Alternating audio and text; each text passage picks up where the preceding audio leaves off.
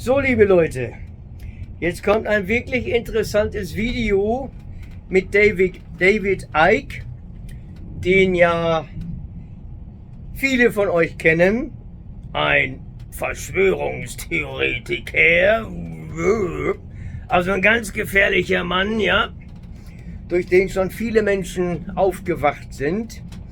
Und zwar spricht im folgenden Video David Icke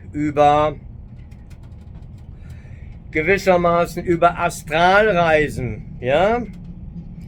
Man verlässt seinen Körper nach dem Tod, der materielle Körper wird verlassen und man geht woanders hin.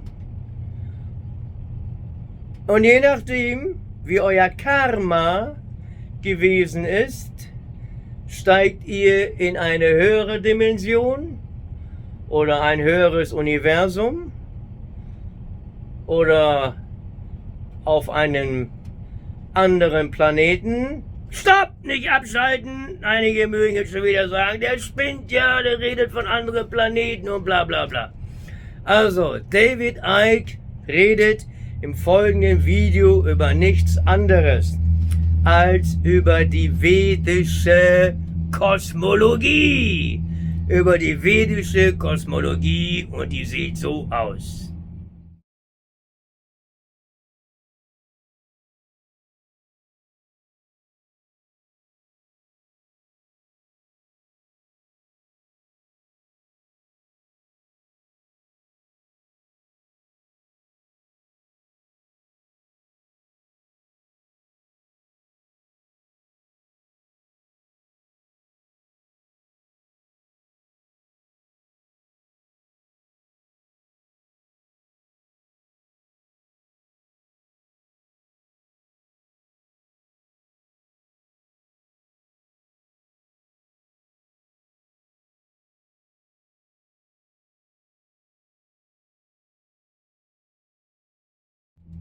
Nur weiß er selber noch nicht,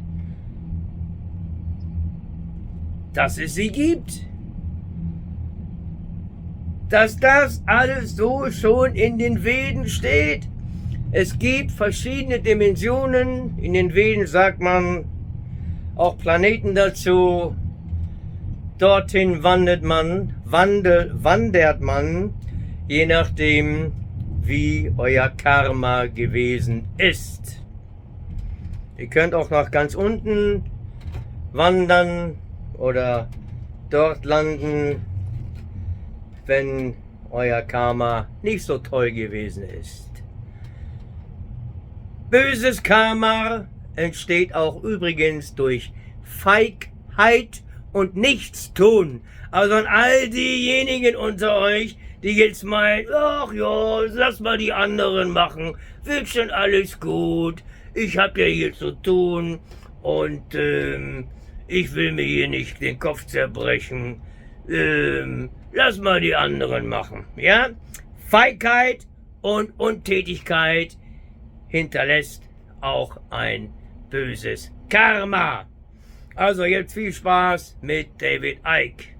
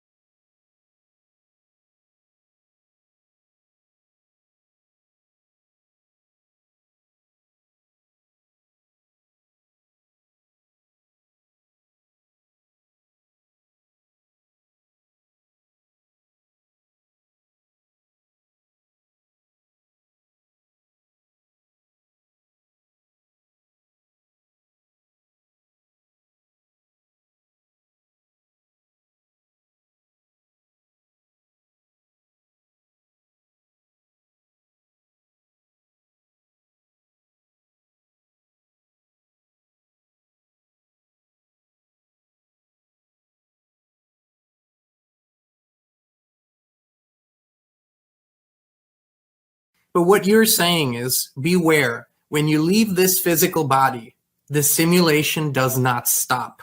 Yeah. Actually, when you leave this physical body, you enter a realm where the simulation originates from. So this is in the astral. Now, what you are saying, and I'll give this away and then I'll give you the stage.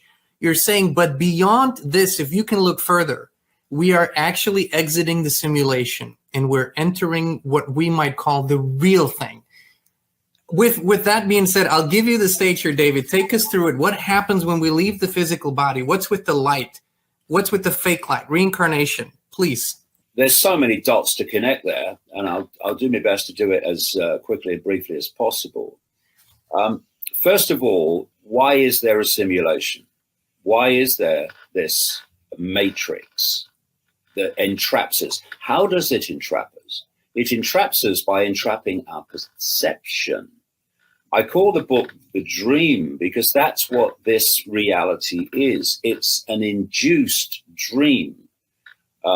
Years ago, when I was a journalist on newspapers and stuff, I used to wake up in the morning and I'd put the radio on, usually a news show.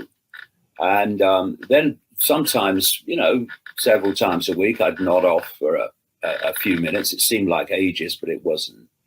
And I'd have a dream. This happened several times a week. I'd have a dream. And then I'd wake up and I'd realize that the dream I'd been having was related to the news story on the radio. In other words, my dream had been induced. And what this simulation is an induced dream. And while we believe in it, we hold it together. It controls us because we perceive it to be real. But once you see that it is just an induced dream, then it increasingly ceases to impact upon you. Yes, you're still decoding the information from the field of information of the simulation, which can be very, very well symbolized, more than symbolized. I mean, they're kind of the same thing with a computer that is decoding Wi-Fi. So you've got a Wi-Fi field that's just a field of endless bloody information, the internet.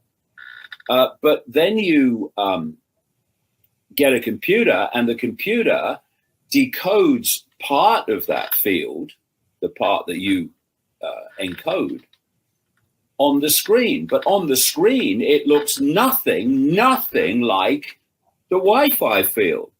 Because if you say to people, tell me about the internet, they'll say, well, it's moving pictures, it's videos, it's text, it's graphics. Yeah, it's all of those things, but only on the screen. Everywhere else, it's a Wi-Fi field, a radiation field, or it's electronic codes and circuits. So what the body is doing, and what I do in the book is I relate the body to a headset, a virtual reality headset. That's what it is. Because it's constantly decoding the field of information of the simulation into, in here, as with the computer, a reality that appears to be nothing like what it actually is in the field. We are decoding. So if you look at the five senses and they're all the same, are they doing? This is mainstream science. They're decoding waveform information. Take sound waves for a start, but it's the same with all of them, like I say. It turns them in those wave frequencies into electrical signals. It communicates them to the brain. The brain has different areas that focus and specialize in particular senses, and then the brain constructs reality from that information, and it appears to be out there, but it's actually in here. Where is the internet when you are working on a computer? Is it here? Is it here? No, it's there. It's in the computer. Same thing.